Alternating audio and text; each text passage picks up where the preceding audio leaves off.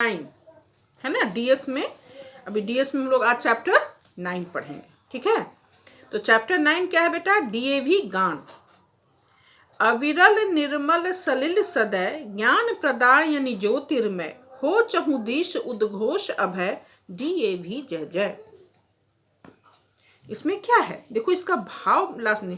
DAV क्या है? DAV अर्थात दयानंद एंग्लो वैदिक। हम लोग का डीएवी स्कूल का फुल फॉर्म क्या है? दयानंद एंग्लो वैदिक। हाँ, तो इसमें जो लेखक है ना, कवि है ना, इस गीत ये जो है ना, इसको कहाँ ये तैयार किया गया है? तो इस गीत का cassette Hansraj model school Punjabi Bagh Nai Delhi में संगीत के शिक्षक श्री अजय कुमार ने तैयार की है। तो ये डीएवी गान किसने तैयार किया है? इसका कौन, किसने? अजय कुमार ने, जो कि दिल्ली में संगीत के शिक्षक हैं। करोल बाग नई दिल्ली में जो हमारे डीएवी हैं उसमें संगीत के शिक्षक हैं, उन्होंने इस गीत को तैयार किया है। वो डीएवी की, इसमें डीएवी गान में डीएवी का गुणगान किया गया है, बड़ाई की गई है इसकी, है ना। जैसे क्या है? अविरल निर्मल, अविरल मीन्स, निर्मल मीन्स स्वच्छ, अविरल मीन्स लगातार, कभी नहीं जो रुके। हाँ, तो इसके तारीफ के पुल बांधे गए हैं डीएवी में। अविरल निर्मल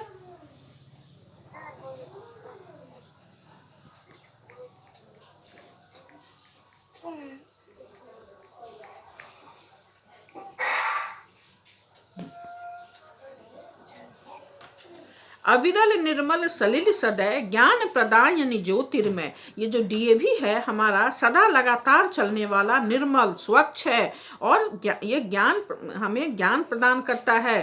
हो चहुदिश उद्घोष अभय, अभय चारों ओर, चहुदिश उद्घोष माने चारों ओर, चारों दिशाओं में इसकी जय जयकार हो। डीएवी जय जय। जो हमारे इसके जो लेखक हैं, गीतकार हैं, उन्होंने इसका गुणगान, डीएवी का गुणगान किया है। हमारा डीएवी जो है वो अविरल है, निर्मल मतलब स्वच्छ है, पवित्र है, सदा आगे की ओर बढ़ने वाला है, ज्ञान देने वाला है, इसकी जय हो। प्रबल प्रवाह मही नित्य नूतन जीवन दायनि सदा सनातन वेद प्रणीता परम पुनीता यह धारा अक्षय डीएवी जय जय। ये जो है इसकी धारा जो है प्रबल प्रवाहमय, मन हमेशा आगे की ओर बहती रहती है, ज्ञान देने वाली है, ज्ञान दायिनी, ज्ञान प्रदान करती है, लोगों में ज्ञान फैलाती है ना। वेद प्रणीता, वेद का ज्ञान रखने वाली, वेद का ज्ञान देने वाली है। यह धारा अक्षय, अक्षय जिसका कभी विनाश नहीं हो, जो कभी मरे नहीं, है ना। इसकी धारा जो है डीएवी की, वह सदा अक्षय है, मन अक्षुण्ण है, कभी नहीं खत्म होने वाली है। डीएवी जय जय, डीएवी का जय हो, विजय हो।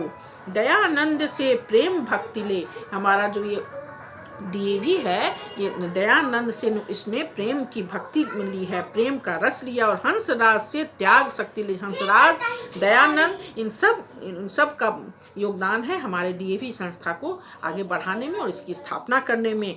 तो दयानंद से प्रेम भक्ति ले, हंसराज से त्याग शक्ति ले, धर्म भक्ति का राष्ट्र शक्ति का हो दिनमान उदय, है ना।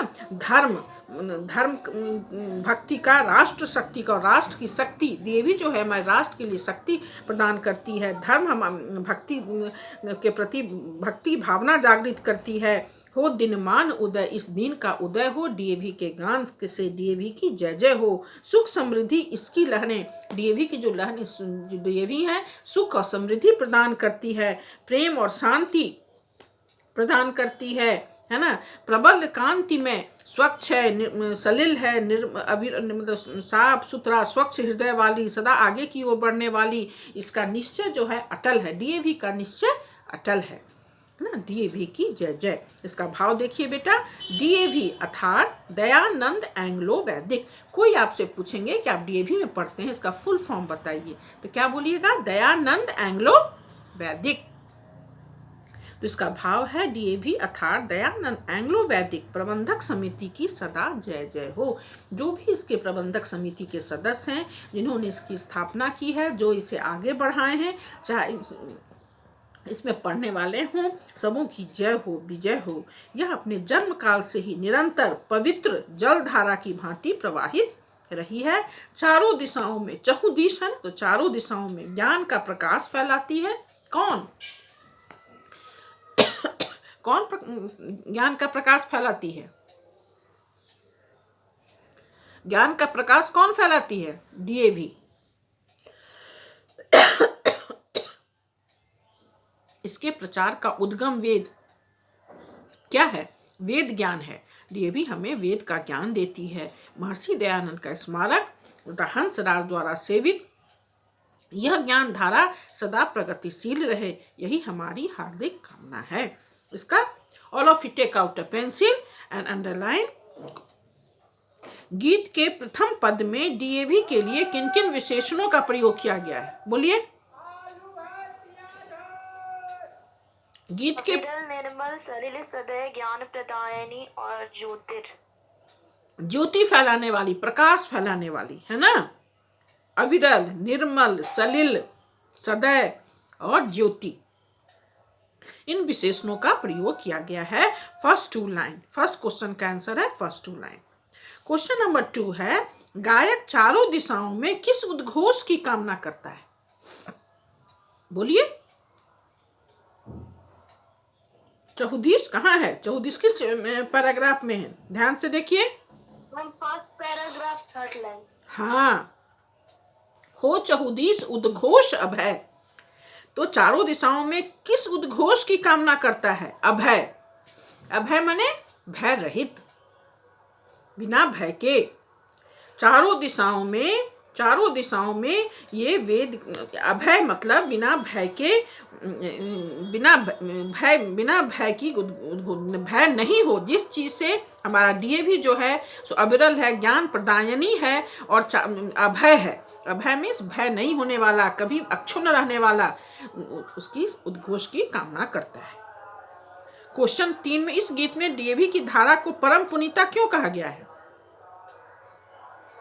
क्यों कहा गया है? क्योंकि ये प्रबल प्रवाह में ही नित्य नूतन जीवन दायनी सदा सनातन, ये हमें जीवन प्रदान करती है। सनातन धर्म की शिक्षा देकर हमें जीवन प्रदान करती है, वेद का ज्ञान दिलाती है, इसीलिए इसे परम पुनीता कहा गया है। डीएवी के साथ दयानंद जी और हंसराज जी का क्या संबंध है? दयानंद जी का संबंध क्या है? प्रेम भक्ति का संबंध है, और हंसराज जी से त्याग शक्ति का संबंध है, त्याग का संबंध है, और दयानंद से प्रेम का संबंध है। क्वेश्चन नंबर 4 में थर्ड पैरा में देखिए, है ना? प्रेम, दयानंद से प्रेम भक्ति ले, हंसराज से त्याग शक्ति ले। तो डीएवी के साथ दयानंद जी का प्रेम और हंसराज जी से त्याग का संबंध है। उसके बाद है क्वेश्चन नंबर 5, गायक कैसे दिनमान का उदय चाहता हो? बोलो। हमारे सामने बुक है ना बेटा, पढ़ो। किस पैराग्राफ में है दिनमान उदय?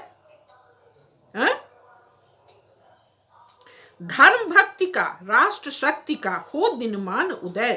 तो गायक कैसे दिनमान का, दिनमान माने उदय, दिन का शुरुआत, कैसे दिनमान का उदय चाहता है? तो धर्म भक्ति और राष्ट्र शक्ति से प्रेरित दिनमान का उदय चाहता है। प्रेम, राष्ट्र शक्ति और धर्म भक्ति, दिनमान का उदय चाहता है। उसके बाद है इस गीतिका को स्वस्वर का, इसको याद करना है। ये आपको एग्जाम में आ भी सकता है कि डीएवी गान की 10 पंक्तियां लिखकर उसके भाव को लिखें। एकदम हल्का है, आप इसे याद कर लें। अविरल निर्मल सलिल सदय ज्ञान प्रदायनी ज्योतिर्मय है चहुदिश। चहुदिश मीन्स चारों ओर, उद्घोष अभय। डीएवी जय जय अभय माने जिसके भय नहीं हो, जो अक्षुण्ण हो, सदा जीवित हो, सदा जो आगे की ओर बढ़े। अब देखिए बेटा, पेज नंबर 36 चैप्टर 10। इसमें योग की पहली सीढ़ी यम। कौन रीडिंग डालेगा? बोलो। इसमें कोई रीडिंग डालना चाहेगा? योग की पहली सीढ़ी यम। दिव्यराज, ज्ञानेश्वरी, बुक है आपके पास? किनके पास बुक है? बोलिए।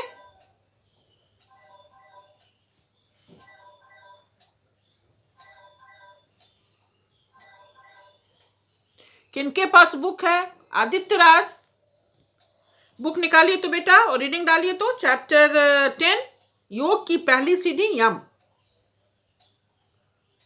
यम क्या है? यम की चर्चा यहाँ सामाजिक व व्यक्तिगत संदर्भों में की गई है। ठीक है। इस गतिशील संसार में जीवन मृत्यु के चक्र में घूमता हुआ मनुष्य अपना पूरा ध्यान परमात्मा में लगाने का प्रयास करता है, लेकिन चित्त, हमारा मन जो है, हम परमात्मा में ध्यान तो लगाते हैं लेकिन हमारा मन जो है बहुत चंचल है, स्थिर नहीं रहता है। वास्तव में इसकी लहरों को रोकना हवा की तीव्रता आंधी को रोकने के समान है। हमारा कोई काम हम करते हैं तो हमारा मन तो बहुत चंचल है ना, वो इधर बहुत भटकता है। पढ़ाई कर रहे हैं लेकिन हमारा ध्यान दूसरी ओर चला जाता है। अभी आप ही को कोई बोल रहा है लेकिन आपका मन इतना चंचल है कि आप पढ़ नहीं पाते हैं। तो इस यम है क्या? तो इन योग के 8 सोपान या सीढ़ियां भी कहा जाता है इन्हें। देखो, अतः चित्त की इन सारी शक्तियों को बिखरने से रोकने के लिए ही महर्षि पतंजलि ने योग दर्शन में 8 अंग बताए हैं। योग दर्शन के 8 अंग हैं। इन्हें योग के 8 सोपान या सीढ़ियां भी कहा जाता है। ये 8 अंग हैं: यम, नियम, आसन, प्राणायाम, प्रत्याहार, धारणा, ध्यान, समाधि।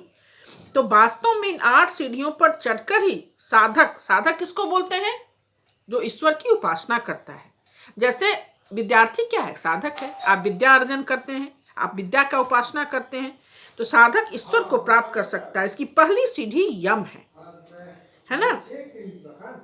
तो योग के 8 सोपान में पहली सीढ़ी क्या है? यम है। तो इस चैप्टर में हम लोगों को पढ़ना है यम, और यम के भी 5 अंग हैं। कौन कौन? अहिंसा, सत्य, अस्तेय, ब्रह्मचर्य और अपरिग्रह, है ना। तो यम के 5 अंग हैं: अहिंसा, सत्य, अस्तेय, ब्रह्मचर्य और अपरिग्रह। सामाजिक और व्यक्तिगत जीवन में इन यमों का बहुत महत्व है। पहला क्या है? यम के 5 अंग में पहला अंग क्या है? अहिंसा। अहिंसा किसे कहते हैं? कोई बोल सकते हो? अहिंसा किसी प्राणी को मन, वचन, कर्म से दुख न देना। हाँ, हिंसा मीन्स मारना और अहिंसा मीन्स नहीं मारना, नहीं हिंसा करना। लेकिन ये सिर्फ शारीरिक रूप से नहीं, मानसिक रूप से भी, किसी मतलब मन से भी, वचन से भी, कर्म से ही। यदि वचन से ही, वाणी से ही हम खराब किसी को वचन बोल रहे हैं, तो ये दुर्वचन बोल रहे हैं, तो ये हो गया फिर हिंसा। तो अहिंसा हुआ किसी प्राणी को मन, वचन, कर्म से दुख न देना। तो इसके जो हैं कितने अंग हैं? 5 है ना। उसमें पहला है यम के 5 अंग हैं, जिसमें पहला अहिंसा है। दूसरा क्या है? सत्य। हाँ, तो सत्य किसे कहते हैं? सदा सच्चाई के मार्ग पर चलना, प्रिय तथा हितकारक सत्य बोलना। Very good. और यम के तीसरा क्या है नियम? यम के तीसरा अंग कौन सा? अस्तेय। अस्तेय मीन्स चोरी नहीं करना। अस्तेय का क्या अर्थ होता है? चोरी नहीं करना। जो अपना नहीं, जो हाँ अपने परिश्रम से कमाया नहीं, उसे दूसरों से लेने का प्रयत्न, चोरी तो नहीं ही करना। और दूसरों से किसी चीज को लेने का, जो हम जिसके लिए परिश्रम नहीं किए हैं, तो जबरदस्ती दूसरे से लेने का प्रयत्न नहीं करना। जो दूसरों का है उसे छोड़ दो। चौथा क्या है इसका अंग? ब्रह्मचर्य। तो ब्रह्मचर्य का क्या अर्थ होता है? परमात्मा में ध्यान रखना। हाँ, और अपनी इंद्रियों को वश में रखना, शारीरिक, मानसिक और बौद्धिक शक्ति को बढ़ाना। अब 5वां अंग क्या है? यम के 5वां अंग क्या है? अपरिग्रह। यम का 5वां अंग अपरिग्रह। अर्थात अपरिग्रह का क्या अर्थ होता है? आवश्यकता से अधिक जमा नहीं करना, अरे थोड़ा संतोष करना। ये नहीं कि है उसमें संतोष नहीं करना, और चाहिए और चाहिए और चाहिए, नहीं, आवश्यकता से अधिक संचय नहीं करना। ठीक है। अब देखो, योग के 8 अंगों के नाम लिखिए। इसका पहला, टर्न पेज नंबर 41 सी अभ्यास। पहला क्वेश्चन है, योग के 8 अंगों के नाम लिखिए। तो योग के 8 अंगों के नाम कौन कौन से हैं? फर्स्ट देखो, सेकेंड पैराग्राफ का 2 लाइन ही में इसका आंसर है क्वेश्चन नंबर 1 का। योग के 8 अंगों के नाम लिखिए। कौन कौन है बेटा अंगों के नाम? योग के 8 अंग कौन कौन से हैं? हाँ, प्रत्याहार, हाँ, धारणा, ध्यान, ध्यान, समाधि। नियम, प्रत्याहार। हाँ, तो योग के 8 अंग हैं: यम, नियम, आसन, प्राणायाम, प्रत्याहार, धारण, ध्यान, समाधि। तो क्वेश्चन नंबर 1 का आंसर है सेकेंड पैराग्राफ का 2 लाइन देख लो, अंडरलाइन कर लो, लिख लो क्वेश्चन नंबर 1 आंसर 1। उसके बाद फिर बोल रहा है यम कितने हैं? यम कितने हैं? सेकेंड पैराग्राफ में थर्ड लाइन 5 है, 5 है। यम 5 है। हाँ, प्रत्येक का नाम लिखकर उसका अर्थ लिखो। तो page number 36 and 37 first paragraph जो है 37 का 5 अंगों का नाम है और उसकी व्याख्या भी है। कौन कौन है 5 अंग? अहिंसा है ना, पहला क्या है? अहिंसा, सत्य, अस्तेय, ब्रह्मचर्य और परिग्रह। तो अहिंसा की भी व्याख्या दी हुई है। फिर जो मन, क्रम, वचन से किसी को दुख नहीं देना, सत्य सदा सच्चाई के मार्ग पर चलना, अस्तेय मीन्स चोरी नहीं करना, ब्रह्मचर्य मीन्स परमात्मा में ध्यान रखना और अपरिग्रह मीन्स आवश्यकता से अधिक धन संचय नहीं करना। तो क्वेश्चन नंबर 2 का आंसर होगा पेज नंबर 36 का लिखो, या इसमें यम कितने हैं तो तुम यहाँ लिख सकते हो पेज 37 का ही जो फर्स्ट पैराग्राफ है। तो यम 5 हैं, उसके बाद दे दोगे 5 का नाम: अहिंसा, सत्य, ब्रह्मचर्य और परिग्रह। तो क्वेश्चन ये हो जाएगा पेज नंबर 37 का फर्स्ट पैराग्राफ क्वेश्चन नंबर 3 का आंसर हो जाएगा। क्वेश्चन नंबर 3, अहिंसा का संबंध मनोवृत्ति से है, क्रिया से नहीं। इसे उदाहरण द्वारा स्पष्ट करें। कोई इसे बता सकता है? तो मैं बता देती हूँ, ध्यान से सुनो, बहुत छोटी सी बात है। अहिंसा का अर्थ क्या होता है? तो किसी प्राणी को मन, वचन, कर्म से दुख नहीं देना। तो अहिंसा मीन्स क्या होता है? अहिंसा मीन्स मारना और अहिंसा मीन्स नहीं मारना। तो अहिंसा का संबंध मनोवृत्ति से है कि मन से है।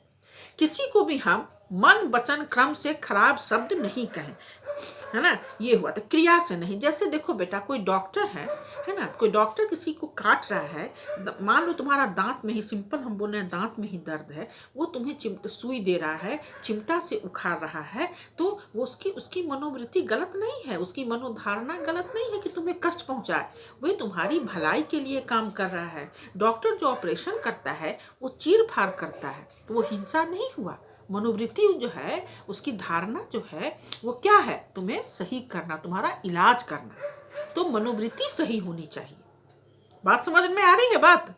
तो तुम यहाँ उदाहरण से दे सकते हो कि एक डॉक्टर जो है, अहिंसा का पहले दे दोगे कि अहिंसा कहते किसे हैं, उसके बाद दे दोगे कि हाँ अहिंसा का संबंध मनोवृत्ति से है, क्रिया से नहीं। यदि हम गलत, कोई हमें डॉक्टर काट रहा है, इलाज कर रहा है, ऑपरेशन कर रहा है, तो वो हिंसा नहीं कर रहा है, उसकी मनोवृत्ति अच्छी है, उसका इलाज करना उसकी मनोवृत्ति है। तो अहिंसा का संबंध मनोवृत्ति से। उदाहरण तुम दे दोगे एक डॉक्टर का, दे दोगे ना? बोलते क्यों नहीं हो? हाँ, बस एक उदाहरण दे दोगे कि वो अच्छे, तुम्हारी उसकी मनोवृत्ति अच्छी है, उसकी धारणा अच्छी है।